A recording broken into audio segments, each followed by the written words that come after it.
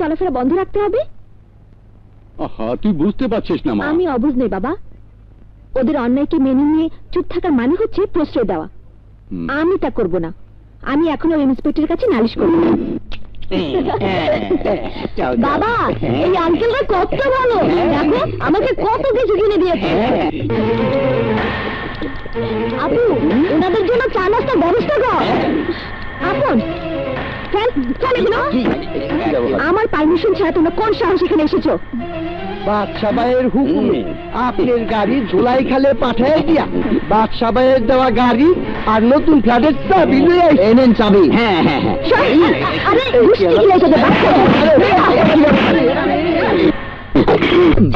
এক্ষুনি থানায় ফোন করবো।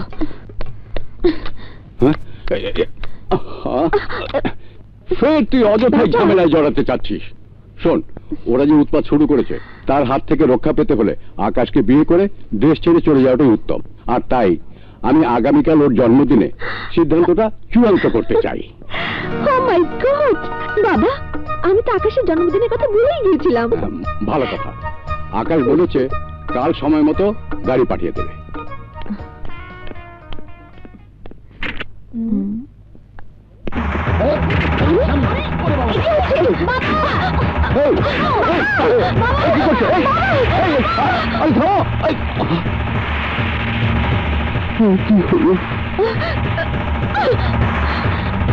ভালো ভালো বলছি, গাড়ি ঘোরাও। শোনেন ম্যাডাম, আপনি সম্মানী মেহমান, তাই সসম্মানে নিয়ে যেতেছি। চুপ করো, গাড়ি থামাও, গাড়ি থামাও, নইলে আমি চিৎকার করে এখন পুলিশ ডাকবো। প্লিজ চেঁচামেচি করবেন না, আপনার জন্য বাচ্চা ভাই মাথায় রক্ত উঠে আছে।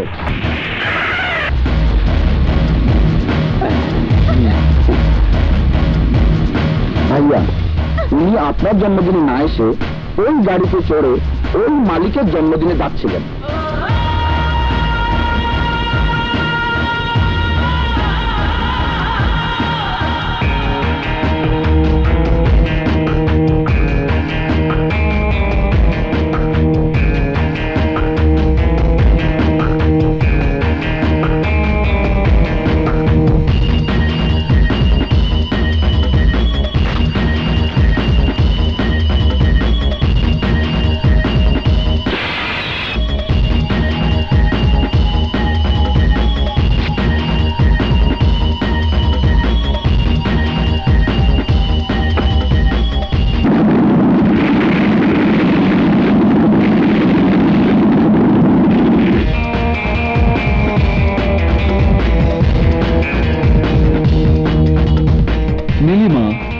তোমার জন্য লেটেস্ট একটি গাড়ি আর ভাড়া বাড়ির বদলে নতুন ফ্ল্যাটের চাবি পাঠিয়েছিলাম, কিন্তু তুমি তা ফিরিয়ে দিয়েছো। তাতে আমি কষ্ট পেলেও মনকে কিভাবে, আজকে আমার জন্মদিনে তুমি এসে আমাকে উইশ করবে সেই আশায়, কিন্তু তুমি আর এলে না। তাই এই মনে যে আগুন লেগেছিল ওই শাওয়ারের নিচে বসে তার নেভানোর চেষ্টা করছিলাম, কিন্তু অন্যের গাড়িতে চড়ে তার জন্মদিনে যাচ্ছিলে জানার পর সেই আগুন দ্বিগুণ হয়ে গেল। আর তাই তো ওই গাড়ি জ্বলে পুড়ে ছাই হয়ে যাচ্ছে। তা না করে তুমি আমাকে জ্বালিয়ে দিলে শান্তি পেতাম। নেভার। তাহলে আমার জন্মদিন কি করে পালন হবে? এসো এসো এসো।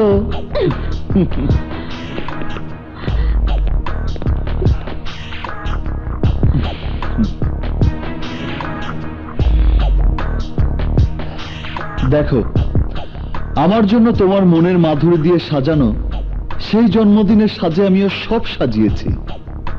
এসো এসো এসো।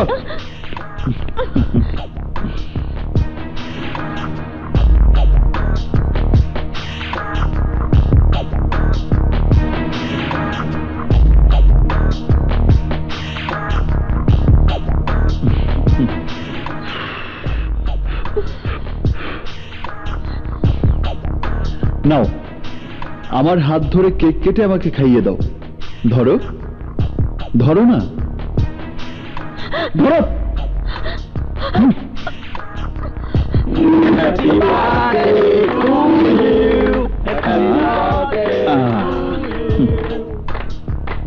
কি ব্যাপার, তুমি উইশ করছো না কেন? উইশ করো, উইশ করো। Happy birthday to you. That's like a good girl. Yeah, হা করো। আরে ম্যাডাম, আপনার সাহস কত?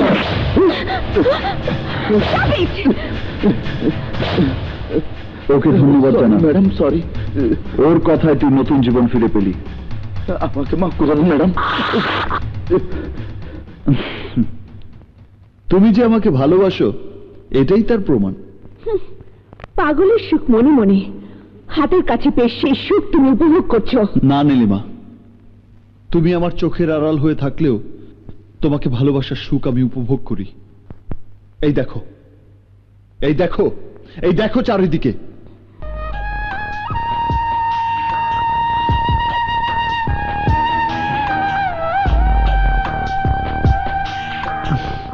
দেখো নীলিমা, দেখো আমার ভালোবাসাকে যখন আমি দেখতে চাই তখনই দেখতে পাই। এই দেখায় তোমার যন্ত্রণা ভরে মন সান্ত্বনা পায়, কিন্তু সেই মনে আমি নেই। আছো আছো, দেখো, এই দেখো, ভালো করে দেখো। আমার হৃদয় জুড়ে শুধু তোমার নাম লেখা আছে, শুধু তোমার নাম। সেই হৃদয়ে কেন তুমি থাকতে চাও না? কেন থাকতে চাও না? কেন থাকতে চাও না? কেন তুমি আমাকে ভালোবাসো না? কেন ভালোবাসো না? কেন তুমি এই হৃদয়? ম্যাডাম ম্যাডাম আসুন আসুন আসুন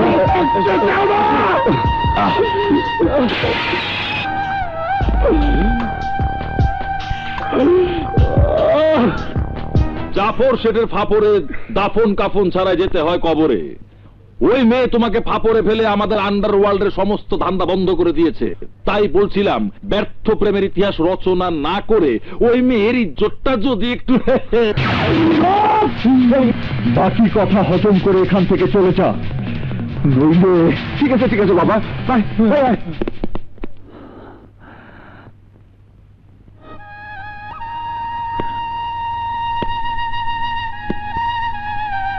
এই মন নিয়ে তুই খেলা করছিস, তাই তোর মনে আমি ভালোবাসার মেলা বসাবো। আমি ছাড়া তোর মনের মাঝে আর কেউ বসত করতে পারবে না। বেঁচে থাকো বাবা। কি তুমি? বাদশা চৌধুরী। এই শহরের সবাই আমাকে সন্ত্রাসী বাদশা বলেই চেনে। আপনি ভয় পাচ্ছেন কেন? আমি তো আপনার কাছে একজন সন্তান হিসেবে আমার জীবনের একটা বড় সমস্যার সমাধান চাইতে এসেছি। আচ্ছা মা, আমি যদি আপনার আকাশকে মেরে ফেলি তাহলে কি আপনি আমাকে মাফ করতে পারবেন? পারবেন না, কারণ আপনি আপনার জীবনের চাইতেও আপনার সন্তানকে বেশি ভালোবাসেন। ঠিক তেমনি আপনার ছেলে যাকে বিয়ে করতে যাচ্ছে সেই নীলিমাকে আমিও আমার জীবনের চাইতে বেশি ভালোবাসি। এবার বলুন মা, আমার জায়গায় যদি আপনি হতেন তাহলে কি করতেন? তাই আপনার কাছে আমি আমার ভালোবাসাকে ভিক্ষে চেয়ে বলছি, আপনার ছেলেকে বোঝান ও যেন নীলিমাকে বিয়ে না করে।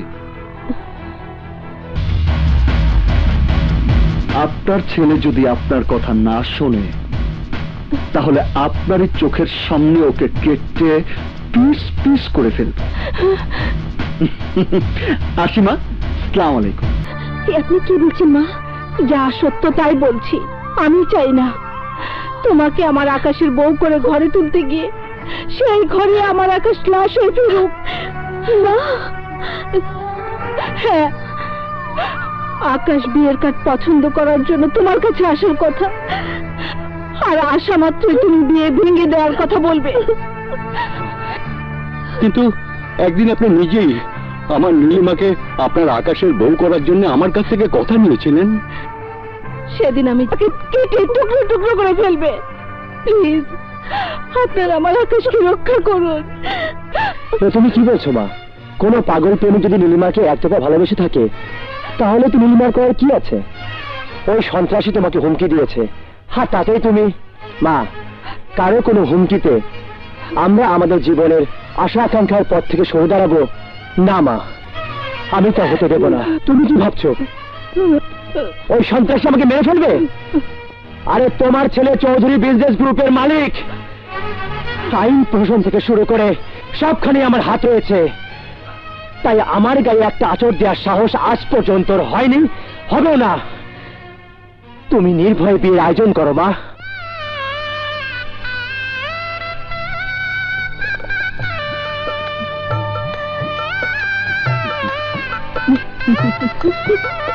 বলো বলো মা কবুল।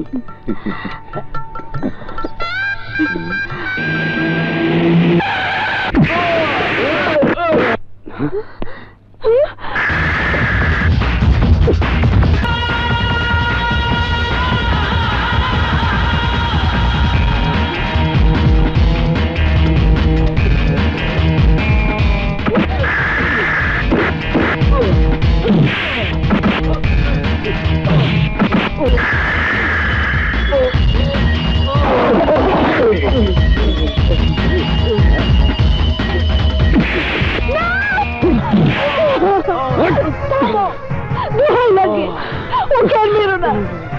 ওর জান ভিক্ষে দাও বাবা, ওর জান ভিক্ষে দাও। এইভাবে, ঠিক এইভাবে আমিও আপনার কাছে আমার ভালোবাসাকে ভিক্ষে চেয়েছিলাম, কিন্তু আপনি আমার ভিক্ষে চাওয়ার হাত ফিরিয়ে দিয়েছেন, আর সেই হাত দিয়ে আপনার ছেলের জীবন কেড়ে নেব। না না, ওঠ, ওঠ! আমাকে তুই পরোয়া করিস না।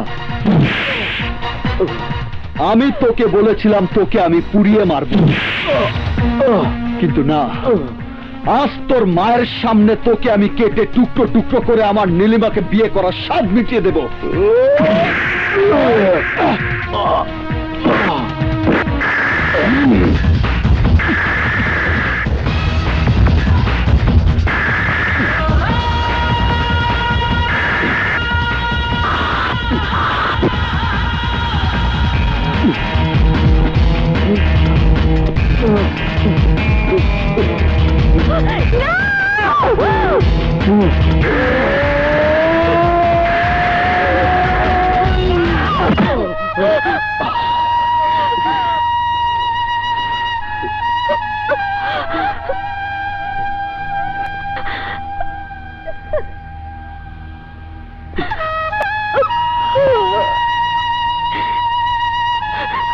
ওকে তুমি মেরো না, আমি ওর জীবন ভিক্ষা চেয়েছি, দয়া করে ওর জীবন ভিক্ষা দাও প্লিজ,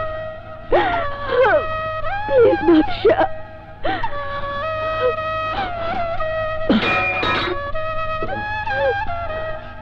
12টি বছর, 12টি বছর যে তোমাকে ভালোবেসেছে তার জীবন তুমি কেড়ে নিতে চেয়েছ,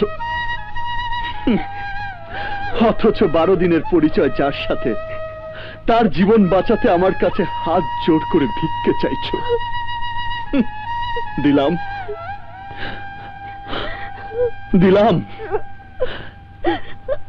যে হাত আমাকে ভালোবাসা দিয়ে বুকে জড়িয়ে ধরেছিল, সেই হাত তোর জান ভিক্ষা চেয়েছে বলে তোকে আজ বাঁচিয়ে রাখলাম।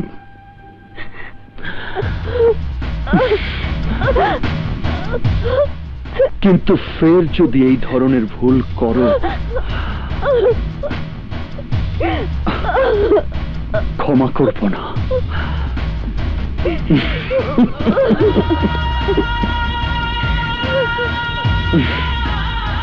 Because I love you.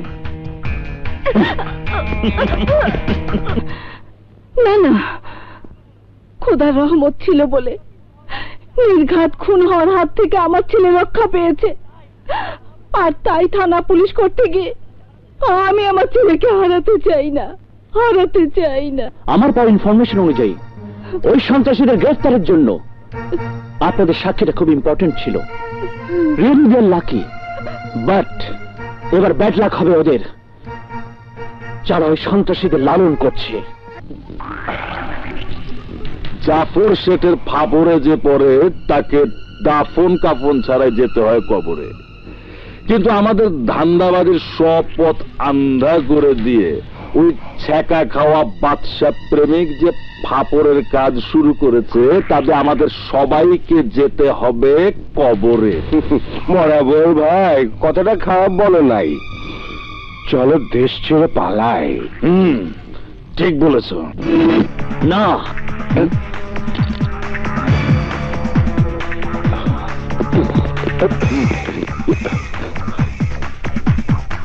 সেই পথ বন্ধ।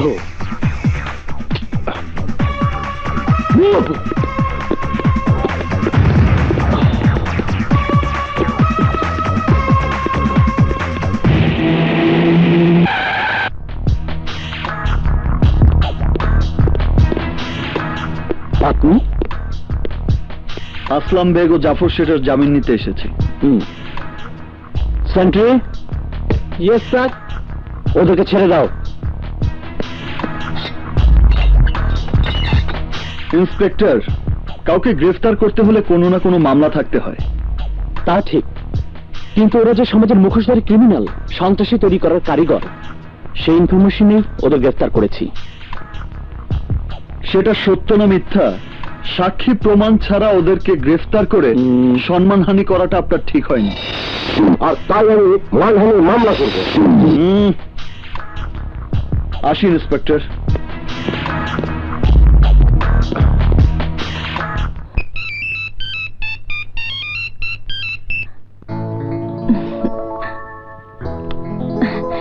হ্যালো জান, কি খবর? যাকে অক্টোপাসের হাত থেকে মুক্ত করার জন্য জাল ফেলে বন্দি করলাম, সেই জাল সে নিজেই কেটে দিল। মানে? তোমার ভাইয়া ওদেরকে জামিনে ছাড়িয়ে নিয়ে গেছেন। ভাইয়া? হ্যাঁ, এখন উপযুক্ত সাক্ষী প্রমাণ ছাড়া ওদেরকে গ্রেফতার করা সম্ভব নয়। সম্ভবের পথ একটাই, আর তা হচ্ছে সেই সিঙ্গার আর মডেল কন্যা নীলিমা রহমান। সরি ইন্সপেক্টর সাহেব, আপনাকে কেউ ভুল ইনফরমেশন দিয়েছে। আমি বলে বাচ্চা সরকারি সাক্ষী হবে কেন? এর জন্য যে তোমার বলাতেই ও জীবনে প্রথম কারো গায়ে হাত তোলার সাহস পেয়েছে, অন্যায়ের পথে পা দিয়েছে। তুমি চেয়েছো বলনি, ও মানুষ খুন করেছে, আইন নিজের হাতে তুলে নিয়েছে। তাহলে তুমি চাইলে ও কি একবার সরকারি সাক্ষী হতে পারবে না? তার মানে তুমি বলতে চাচ্ছ বাদশা সন্ত্রাসী হওয়ার জন্য আমি দায়ী? আপনি তা অস্বীকার করলে সত্য মিথ্যে হয়ে যাবে না নীলিমা রহমান, কারণ আপনি এমন ঘটনা জন্ম দিয়েছেন যার জন্য সহজ সরল এক ন্যায় নীতিবান মানুষ আজ সন্ত্রাসীদের কাতারে দাঁড়িয়েছে। আমার ইচ্ছে হলো এই সন্ত্রাসীদের আগে আপনাকে গ্রেফতার করে শাস্তির ব্যবস্থা করব। নো নো, আমাকে সে ভয় দেখাবেন না, কারণ পুলিশ ডিপার্টমেন্টের কাজ এটা নয় যে কাউকে সাক্ষী দেওয়ার জন্য ধমক দিয়ে ইনসাল্ট করা। তাদের কাজ সন্ত্রাসীদের গ্রেফতার করে তার শাস্তির ব্যবস্থা করা। ফাইনালি বাচ্চা একদিন সন্ত্রাসীদের মতো গ্রেফতার হবে, তার ফাঁসি হয়ে যেতে পারে, আর আপনি সেদিন বিবেকের দংশন শেষ হয়ে যাবেন। এই জন্যই যে তার মৃত্যুর জন্য দায়ী থাকবেন আপনি। আমি কি এখন আসতে পারি? আসুন। ভাইয়ের জীবনটাকে তো তুমি নরকে নিক্ষেপ করেছই, দয়া করে ওকে সরকারি সাক্ষী বানিয়ে অন্তত একবারের জন্য ওর জীবনের মঙ্গল কাজটা করে দাও। নরকে যার বসবাস, স্বর্গের সুখ সে পাবে কি করে?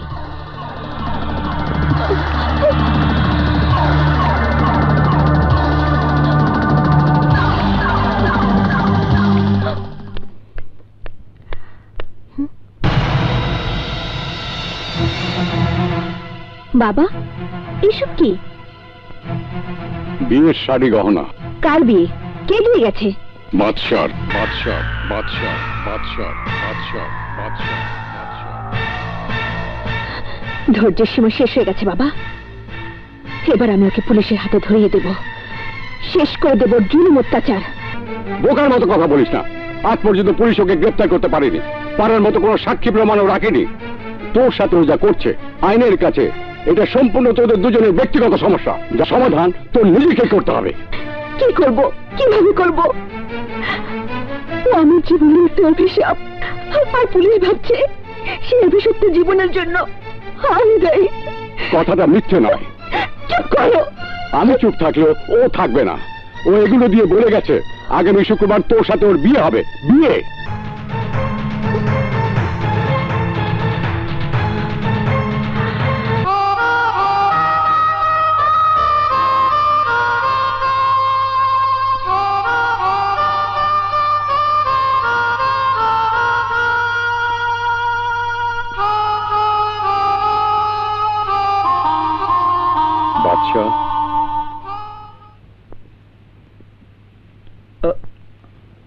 আপনি?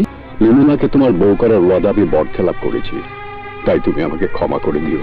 না, আপনি আমাকে ক্ষমা করবেন। আমি প্রেমের জন্য স্বার্থপর হয়ে আপনার সাথে চরম বেয়াদবি করেছি। তাই সেই স্বার্থপর প্রেমকে সার্থক করার জন্য নীলিমাকে বিয়ে করার যে সিদ্ধান্ত তুমি নিয়েছো, নীলিমা খুশি মনে তা মেনে নিয়েছে। শুনেছিস? শুনেছিস তোরা? আমার নীলিমা আমাকে বিয়ে করতে রাজি হয়েছে। বাদশা, নীলিমা চায় বধূ হয়ে তোমার সামনে আসার আগে ভুল বোঝাবুঝির অবসান ঘটাতে, আর তাই আজ বিকেলে হিমছড়িতে সে তোমার অপেক্ষায় থাকবে।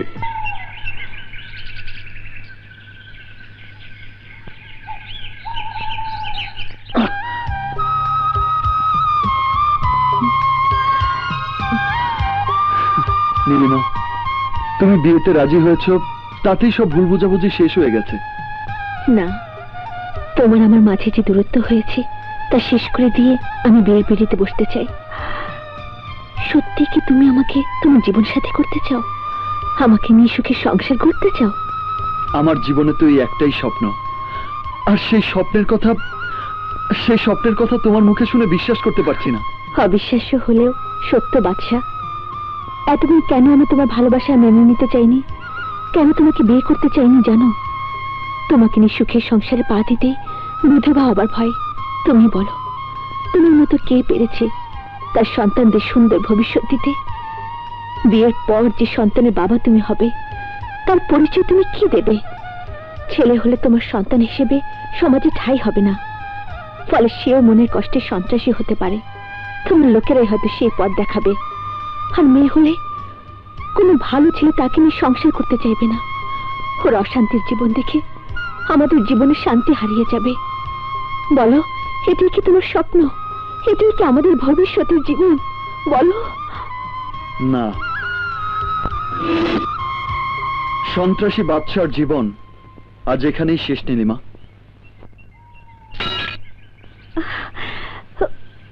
বাদশা। হ্যাঁ নীলিমা,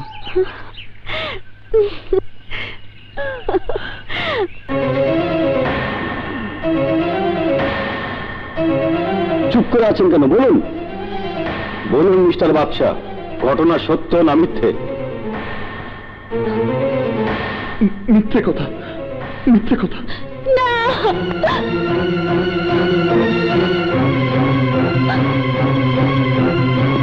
দেন।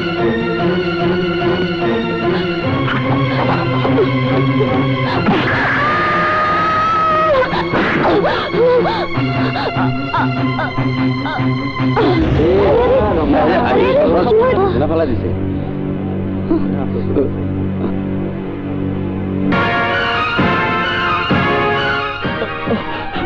নীলিমা, নীলিমা, আমি শিলার বিরুদ্ধে সাক্ষী দিয়েছিলাম, কিন্তু কেন দিয়েছিলাম শোনো প্লিজ।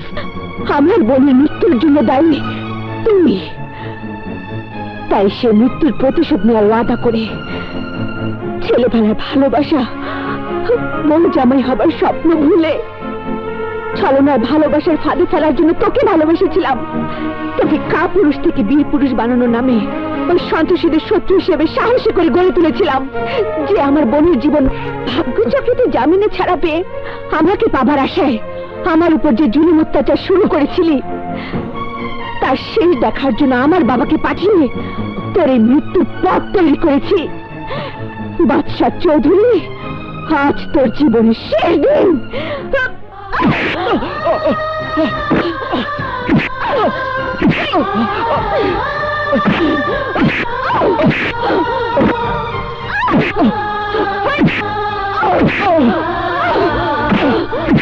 প্লিজ, প্লিজ নীলিমা, আমার কথা শোনো। কেন আমি মিথ্যে সাক্ষী দিয়েছিলাম একবার বলার সুযোগ দাও। না, আমি তোর কোনো কথাই শুনবো না। নীলিমা, নীলিমা,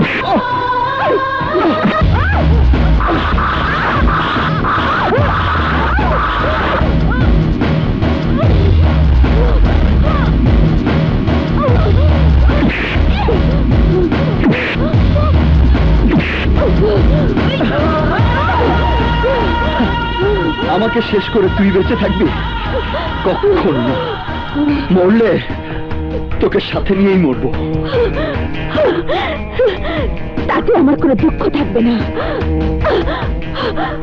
আমার বোনের মৃত্যুর প্রতিশোধ নেওয়ার জন্য আমি মরতে রাজি।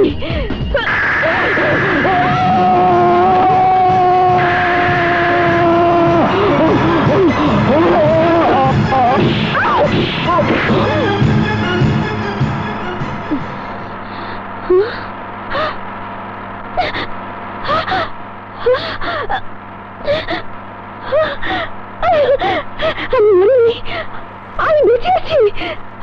Thanks god.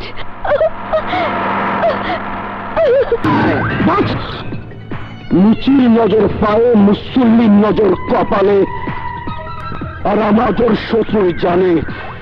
তাই আমার শত্রু আমার হাত ছাড়া মরতে পারে না বলেই আমি বেঁচে আছি। আর যদি মরেই থাকে তা তোদের 7 গলি মেটাবো। ওদের লাশ কেটে টুকরো টুকরো করে ফ্রিজে রেখে দেব।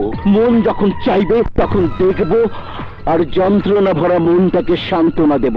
যা খুঁজে দেখ ওরা সত্যি সত্যি মরেছে না বেঁচে আছে।